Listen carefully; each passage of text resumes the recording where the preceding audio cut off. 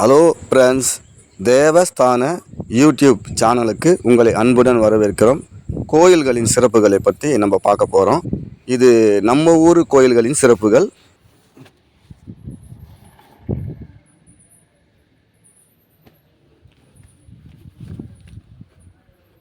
Hello friends, இன்றைக்கி நம்ம பார்க்க இருக்கிற கோயில் ராஜராஜ சோழனோட தாத்தா கட்டின கோயில்னு சொல்கிறாங்க. இது பார்த்திங்கன்னா, இந்த கோயில் பார்த்திங்கனாக்கா நம்ம வேலூர் கோட்டையோட உள்ளமைப்பு பாதி இருக்குது. மொத்தமே இந்த கோயில் இந்த பச்சை கல்லிலே கட்டியிருக்காங்க. இந்த கோயில் ரொம்ப உள்ள குளிர்ச்சியாக இருக்குது. மேலும் பார்த்திங்கனாக்கா இந்த கோபுரம் எல்லாம் கூட இந்த பச்சை கல்லாலே கட்டப்பட்ட ஒரு கோபுரம். இது சுத்தூரும் பார்த்திங்கனாக்கா இன்றைக்கும் அந்த 2000 வருஷத்துக்கு முன்னே கட்டின கோயில் மாதிரி இல்லை, புதுசாக கட்டின கோயில் மாதிரி தான் பராமரிப்பு பண்ணியிருக்காங்க. ரொம்ப நல்லா இருக்குது. இந்த உள் பிரகாரங்கள்லாம் பார்த்திங்கன்னா தூணெல்லாம் அமைச்சிருக்காங்க. எல்லாமே அந்த பச்சை கல்லிலே அமைச்சிருக்காங்க. உள்ளெல்லாம் கேமரா எடுத்துன்னு போகிறேன் சொல்லிட்டாங்க. முடிஞ்ச அளவுக்கு நான் வெளிப்புறம்லாம் எடுத்துருக்கிறேன். அதே மாதிரி பார்த்திங்கன்னா அவரோட தாத்தா இங்கே போர் எடுக்கும்போது அந்த போரில் அவர் இறந்துட்டார். அவரோட சமாதியும் இங்கே தான் வச்சுருக்காங்க. இதுக்குள்ளே தான் ஒரு கோயிலை கட்டி வச்சுருக்காங்க. பார்த்திங்கனாக்கா இந்த கோயிலோட சிறப்பு என்னன்னு கேட்டிங்கனாக்கா, ரொம்ப சில்னஸாக இருக்குது இந்த கோயில் உள்ள. இது உள்ளே இருக்கிற சிவலிங்கமும் பார்த்தீங்கன்னாக்கா அப்போதைக்கான சிவலிங்கம் மாதிரி தெரியல, அவ்வளோ அழகாக இருக்கார். அதே மாதிரி பார்த்தா அம்பிகையும் நல்லா இருக்காங்க. இந்த கோயிலோட சிறப்பு என்னன்னாக்கா, இது தொல்பொருள் ஆராய்ச்சியோட கட்டுப்பாட்டில் இருக்குது. ரொம்ப கிட்டத்தில் இருக்குது இந்த கோயில். நம்ம பார்க்க வேண்டிய ஒரு கோயில் தான், பழமையான கோயில். கண்டிப்பாக உங்களுக்கு நேரம் கழிச்சா பார்க்கலாம். இந்த கோயில் எங்கே இருக்குதுன்னு கேட்டிங்கனாக்கா, வேலூர் அடுத்து பார்த்திங்கனாக்கா வேலூர் அடுத்து மேல்பாடிங்கிற ஊர். அதாவது 2 வழி இருக்குது. சோழிங்கவரம் ரூட்டில் போகலாம் இதுக்கு.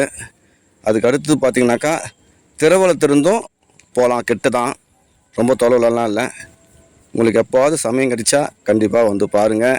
ரொம்ப ஒரு முக்கியமான ஸ்தலம், பழமையான ஸ்தலம். இன்றைக்கும் அந்த பழைய கம்பீரத்தோடு இருக்குது அந்த கோயில். ரொம்ப நல்லா இருக்குது. இதுதான் என்னோடய வேண்டுகோள். பாருங்கள் கண்டிப்பாக.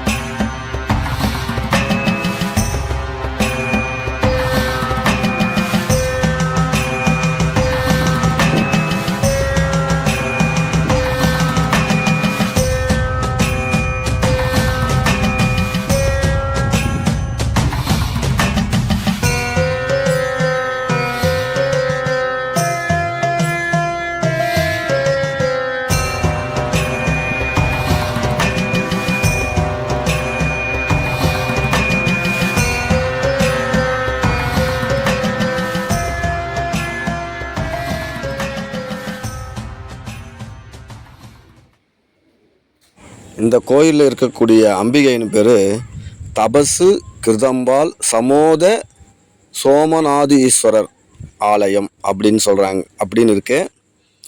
இது முக்கியத்துவம் என்னென்னு கேட்டிங்கனாக்கா, வால்மீகி எழுதின ராமாயண கதையில் இந்த சோமநாதீஸ்வரர் ஆலயம்தான் குறிப்பிடத்தக்கது அப்படின்னு சொல்கிறாங்க அங்கே இருக்கிற பெரியவங்க. அப்படின்னா இந்த கோயில் எவ்வளோ பழமையான கோயிலாக இருக்கும் அப்படின்றது நீங்களே தெரிஞ்சுக்கலாம்.